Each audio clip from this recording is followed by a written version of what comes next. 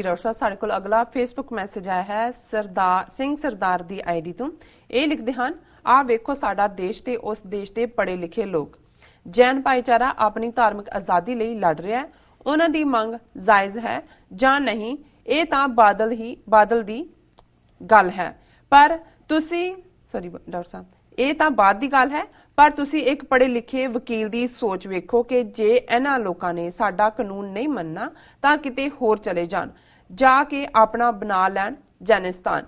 ਜਿਹੜੇ ਲੋਕ ਇਸ ਦੇਸ਼ ਵਿੱਚ ਰਹਿ ਕੇ ਆਪਣਾ ਹੱਕ ਮੰਗਦੇ ਆ, ਉਹਨਾਂ ਲੋਕਾਂ ਨੂੰ ਤਾਂ ਇਹ ਕਹਿੰਦੇ ਆ ਕਿ ਨਿਕਲ ਜਾਓ ਸਾਡੇ ਦੇਸ਼ ਚੋਂ, ਅਤੇ ਜੇ ਕੋਈ ਆਪਣਾ ਵੱਖਰੇ ਹੋਣ ਦਾ ਹੱਕ ਮੰਗਦਾ ਉਸ ਨੂੰ ਕਿਹਾ ਜਾਂਦਾ ਹੈ ਆਤੰਕਵਾਦੀ। ਜੀ ਡਾਕਟਰ ਸਾਹਿਬ। ਸਿੰਘ ਸਰਦਾਰ ਜੀ ਦਾ ਸ਼ੁਕਰੀਆ, ਉਹਨਾਂ ਨੇ ਸਾਨੂੰ ਲਿਖਿਆ ਜੀ। ਮੈਂ ਇਨਫੈਕਟ ਅੱਜ ਇੱਕ ਖਬਰ ਦੇਖ ਰਿਹਾ ਸੀ ਟ੍ਰਿਬਿਊਨ 'ਚ, ਚੰਡੀਗੜ੍ਹ ਦੇ ਵਿੱਚ ਇੱਕ ਵਿਵੇਕ ਸਕੂਲ ਹੈ, ਕਹਿਣ ਨੂੰ ਕਿਹਾ ਜਾਂਦਾ ਵੀ ਸਿੱਖ ਘੱਟ ਗਿਣਤੀ ਦਾ, ਔਰ ਉਹਦੇ 'ਚ ਕਿਸੇ ਹਿੰਦੂ ਸੱਜਣ ਨੇ ਜਾ ਕੇ ਦੇਖਿਆ, ਉਹਦੇ 'ਚ ਉਹਨਾਂ ਨੇ ਕਿਹਾ ਸੀ ਕਿ ਵੀ 20% ਸੀਟਾਂ ਸਕੂਲ 'ਚ ਰਿਜ਼ਰਵ ਨੇ ਇਹ ਸਿੱਖਾਂ ਦੇ ਲਈ, ਔਰ ਉਹਨੇ ਇਸ ਦੀ ਸ਼ਿਕਾਇਤ ਕੀਤੀ ਫੋਰਨ ਡਿਸਟ੍ਰਿਕਟ ਬੋਰਡ ਨੂੰ ਕਿ ਜੀ ਦੇਖੋ ਇਹ ਤਾਂ ਡਿਸਕ੍ਰਿਮੀਨੇਸ਼ਨ ਹੋ ਰਹੀ ਹੈ। ਔਰ ਉਹਨਾਂ ਨੇ ਫੋਰਨ ਇਨਕੁਆਇਰੀ ਕਰ ਦਿੱਤੀ ਕਿ ਜੀ ਅਜੇ ਤਾਂ ਫਲਾਣਾ ਕੇਸ ਆਇਆ ਹੀ ਨਹੀਂ ਸਾਹਮਣੇ, ਜਿਹੜਾ ਸੁਪਰੀਮ ਕੋਰਟ ਨੇ ਦਿੱਤਾ ਸੀ ਕਿ ਜਿੱਥੇ ਕਿ ਜਿਹੜੀਆਂ ਘੱਟ ਗਿਣਤੀਆਂ ਦੀਆਂ ਸੰਸਥਾਵਾਂ ਨੇ ਉਹਨਾਂ ਨੂੰ ਕੋਈ ਸੁਰੱਖਿਆ ਦਿੱਤੀ ਹੋਈ ਹੈ, ਇਸ ਲਈ ਤੁਸੀਂ 24 ਘੰਟੇ ਦੇ ਵਿੱਚ ਇਸ ਨੋਟਿਸ ਦਾ ਜਵਾਬ ਦਿਓ। ਸੋ ਜ਼ਾਹਰ ਹੈ ਕਿ ਸੁਪਰੀਮ ਕੋਰਟ ਦੇ ਡਿਸੀਜਨ ਨੇ ਜੈਨ ਭਾਈਚਾਰਿਆਂ ਨੂੰ ਮਾਈਨੋਰਿਟੀ ਮੰਨਿਆ, ਲੇਕਿਨ ਹੁਣ ਸਮੱਸਿਆ ਇਹ ਆਉਂਦੀ ਹੈ ਕਿ ਜਦੋਂ ਮੂਲ ਤੌਰ ਦੇ ਉੱਤੇ ਆਰਟੀਕਲ 25B ਸਿੱਖਾਂ ਬੌਧੀਆਂ ਜੈਨੀਆਂ ਨੂੰ ਹਿੰਦੂ ਮੰਨਦਾ ਹੈ, ਤੇ 1956 ਦੇ ਫਿਰ ਜਿਹੜੇ ਐਕਟ ਨੇ ਜਿਹਦੇ ਵਿੱਚ ਹਿੰਦੂ ਸਕਸੈਸ਼ਨ ਐਕਟ ਹੈ, ਹਿੰਦੂ ਮਾਈਨੋਰਿਟੀ ਐਂਡ ਗਾਰਡੀਅਨਸ਼ਿਪ ਐਕਟ ਹੈ, ਹਿੰਦੂ ਐਡੋਪਸ਼ਨ ਐਕਟ ਹੈ, ਉਹ ਸਾਰੇ ਹੀ ਤੁਹਾਨੂੰ ਹਿੰਦੂ ਬਣਾਉਂਦੇ ਨੇ। ਔਰ ਇਹ ਸਮੱਸਿਆ ਆਏਗੀ ਆਉਣ ਵਾਲੇ ਸਮੇਂ 'ਚ ਵੀ ਕਿ ਕਿਸ ਤਰੀਕੇ ਦੇ ਨਾਲ ਈਵਨ ਮਾਈਨੋਰਿਟੀ ਇੰਸਟੀਟਿਊਸ਼ਨ ਸਾਡੀਆਂ ਜਿਹੜੀਆਂ ਨੇ ਉਹ ਉਹਨਾਂ ਦੇ ਵਿੱਚ ਇਹ ਫੋਰਸ ਕਰਨਗੇ ਕਿ ਤੁਸੀਂ ਦੂਸਰਿਆਂ ਨੂੰ ਜਿਹੜਾ ਹੈ ਉਹ ਜਿਹੜੀ ਥੋੜ੍ਹੀ ਬਹੁਤ, ਜਿਵੇਂ ਸ਼੍ਰੋਮਣੀ ਕਮੇਟੀ ਦੇ ਕੁਛ ਨੇ ਕਾਲਜ, ਮੈਡੀਕਲ ਕਾਲਜ ਹੈ, ਡੈਂਟਲ ਕਾਲਜ ਹੈ ਜੀ, ਵੀ ਇਸ ਨੂੰ ਤੁਸੀਂ ਇਹਨਾਂ ਨੂੰ ਓਪਨ ਕਰੋ। ਸੋ ਉਹਨਾਂ ਨੇ ਠੀਕ ਕਿਹਾ ਵੀ ਜੈਨੀਆਂ ਨੂੰ ਕਹਿੰਦੇ ਨੇ ਜੈਨਿਸਤਾਨ ਬਣਾ ਲਓ, ਤੇ ਸਿੱਖਾਂ ਨੂੰ ਕਹਿੰਦੇ ਨੇ ਕਿ ਜੀ ਤੁਸੀਂ ਤਾਂ ਅੱਤਵਾਦੀ ਹੋ। ਜੀ ਡਾਕਟਰ ਸਾਹਿਬ, ਹੁਣ ਤੁਸੀਂ ਸਾਡੇ ਦਰਸ਼ਕਾਂ ਨੂੰ ਦੱਸੋ ਅੱਜ ਦਾ ਵਿਚਾਰ। ਅੱਜ ਦੇ ਵਿਚਾਰ ਲਈ ਅਸੀਂ ਰਾਗ ਤੁਖਾਰੀ 'ਚ ਜਿਹੜਾ ਮਾਘ ਦੇ ਮਹੀਨੇ ਨਾਲ ਸੰਬੰਧਿਤ ਗੁਰੂ ਨਾਨਕ ਸਾਹਿਬ ਦਾ ਉਪਦੇਸ਼ ਹੈ ਉਸ ਨੂੰ ਚੁਣਿਆ ਜੀ। ਔਰ ਇਸ ਵਾਰੀ ਜਿਵੇਂ ਮੈਂ ਅੱਗੇ ਕਿਹਾ ਵੀ ਅਸੀਂ ਕੋਸ਼ਿਸ਼ ਕਰਾਂਗੇ ਕਿ ਬਾਕੀ ਪੋਪੂਲਰ ਦਿਨ ਕੌਣ ਕਦੋਂ ਮਨਾ ਰਿਹਾ, ਅਸੀਂ ਈਵਨ ਜਿਹੜਾ ਮਹੀਨੇ ਦੀ ਸ਼ੁਰੂਆਤੀ ਤਰੀਕ ਹੈ ਜਿਹੜੀ ਸੰਗਰਾਂਦ ਹੈ, ਜਿਹੜੀ ਕਿ ਮੂਲ ਨਾਨਕ ਸ਼ਾਹੀ ਕੈਲੰਡਰ ਮੁਤਾਬਕ ਕੱਲ ਸੀ, ਪਹਿਲੀ ਮਾਘ, ਇਸ ਲਈ ਅਸੀਂ ਅੱਜ 2 ਮਾਘ ਦੀ ਗੱਲ ਕੀਤੀ ਹੈ। ਅਸੀਂ ਉਸ ਕੈਲੰਡਰ ਨੂੰ ਸਟਿਕ ਕਰਾਂਗੇ ਈਵਨ ਸੰਗਰਾਂਦਾਂ ਦੇ ਮਾਮਲੇ 'ਚ ਵੀ ਜੀ।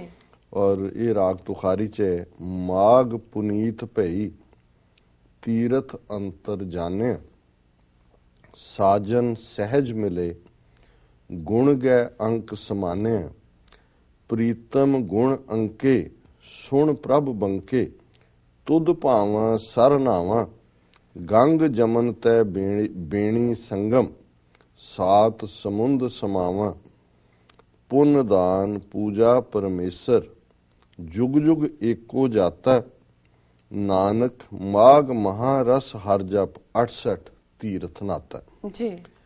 ਮਾਘ ਦੇ ਮਹੀਨੇ 'ਚ ਗੁਰੂ ਸਾਹਿਬ ਕਹਿੰਦੇ ਨੇ ਕਿ ਉਹ ਰੂਹ ਪੁਨੀਤ ਹੋ ਜਾਂਦੀ ਹੈ, ਪਵਿੱਤਰ ਹੋ ਜਾਂਦੀ ਹੈ, ਜਿਸ ਨੂੰ ਅੰਦਰ ਤੀਰਥ ਨਜ਼ਰ ਆ ਜਾਂਦਾ ਹੈ। ਹੁਣ ਇਹ ਵੀ ਕਿਉਂਕਿ ਮਾਘ 'ਚ ਬ੍ਰਾਹਮਣਵਾਦ ਦਾ ਤੀਰਥਾਂ ਤੇ ਦਰਿਆਵਾਂ 'ਚ ਇਸ਼ਨਾਨ ਕਰਨ ਨਾਲ ਗੱਲ ਜੁੜੀ ਸੀ, ਤੇ ਇੱਥੇ ਘੱਟ ਹੀ ਤੀਰਥ ਨਾਵਾਂ, ਇੱਕ ਸ਼ਬਦ ਮੇਰਾ ਪ੍ਰਾਣ ਬਸਤ ਹੈ ਬਹੁਤ ਜਨਮ ਨਾ ਆਵਾਂ। ਹੁਣ ਇਹ ਘੱਟ ਹੀ ਤੀਰਥ, ਕਿ ਤੀਰਥ ਬਾਹਰ ਨਹੀਂ ਹੈ, ਹਿਰਦੇ ਦੇ ਅੰਦਰ ਵਾਹਿਗੁਰੂ ਦੇ ਨਾਮ ਨੂੰ ਵਸਾਣਾ ਹੀ ਤੀਰਥ ਨਾਣਾ ਹੈ।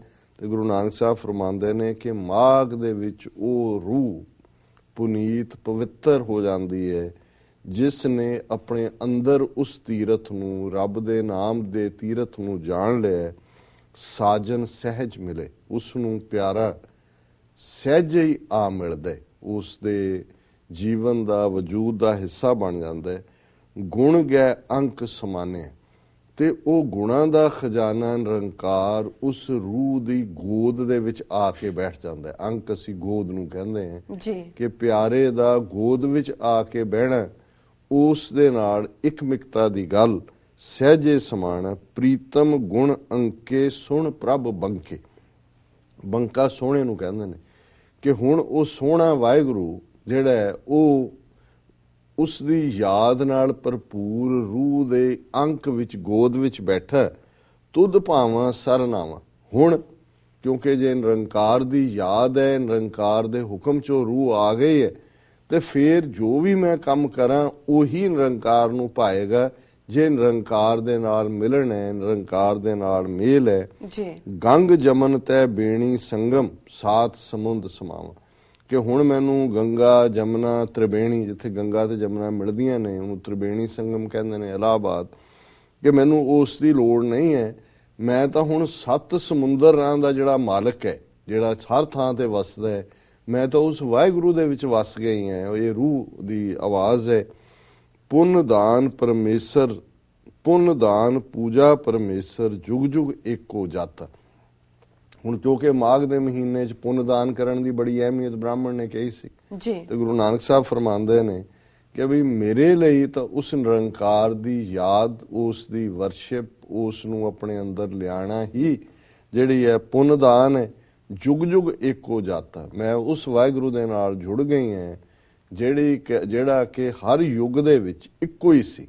ਆਦ ਸੱਚ ਜੁਗਾਦ ਸੱਚ ਹੈ ਭੀ ਸੱਚ, ਨਾਨਕ ਹੋਸੀ ਭੀ ਸੱਚ। ਨਾਨਕ ਮਾਘ ਮਹਾਰਸ ਹਰ ਜਪ। 68 ਤੀਰਥ ਨਾਤਾ। 8 ਤੇ 60 68 ਹਿੰਦੂਆਂ ਦੇ 68 ਤੀਰਥ ਨੇ, ਤੇ ਇਹਨਾਂ 68 ਤੀਰਥਾਂ ਤੇ ਨਹਾਣ ਦੇ ਬੜੇ ਪੁੰਨ ਬਿਆਨੇ ਹੋਏ ਨੇ। ਤੇ ਇੱਥੇ ਗੁਰੂ ਨਾਨਕ ਸਾਹਿਬ ਫਰਮਾਉਂਦੇ ਨੇ ਕਿ ਮੈਨੂੰ ਮਾਘ ਦੇ ਮਹੀਨੇ 'ਚ ਉਹ ਮਹਾਰਸ ਨਾਮ ਮਹਾਰਸ ਪੀਓ। ਜੀ ਉਸ ਨਿਰੰਕਾਰ ਦੀ ਯਾਦ ਦਾ, ਨਿਰੰਕਾਰ ਦੇ ਪਿਆਰ ਦਾ ਮਹਾਰਸ ਮਿਲਿਆ। ਉਸ ਵਾਹਿਗੁਰੂ ਨੂੰ ਜਪਣਾ ਇਹੀ ਮੇਰਾ ਮਹਾਰਸ ਹੈ। ਤੇ ਮਾਨੋ ਉਸ ਵਾਹਿਗੁਰੂ ਨੂੰ ਯਾਦ ਕਰਨਾ ਹੀ ਮੇਰੇ ਲਈ 68 ਤੀਰਥਾਂ ਦਾ ਇਸ਼ਨਾਨ ਹੈ। ਸੋ ਇਹ ਮਾਘ ਦੇ ਮਹੀਨੇ ਪ੍ਰਥਾ ਹੈ। ਗੁਰੂ ਨਾਨਕ ਸਾਹਿਬ ਦਾ ਰਾਗ ਤੁਖਾਰੀ ਦੇ ਵਿੱਚ ਉਪਦੇਸ਼ ਹੈ। ਜੀ ਡਾਕਟਰ ਸਾਹਿਬ, ਇਸ ਤਰ੍ਹਾਂ ਆਪਣੇ ਵਿਊਅਰਸ ਕੋਲ ਲੈਣੇ ਇਜਾਜ਼ਤ। ਵਿਊਅਰਸ, ਸਾਡੇ ਪ੍ਰੋਗਰਾਮ ਦਾ ਸਮਾਂ ਇੱਥੇ ਸਮਾਪਤ ਹੁੰਦਾ। ਤੁਸੀਂ ਆਪਣੀ ਰਾਏ ਤੇ ਸੁਝਾਅ ਸਾਨੂੰ ਭੇਜਣਾ ਭੁੱਲਣਾ।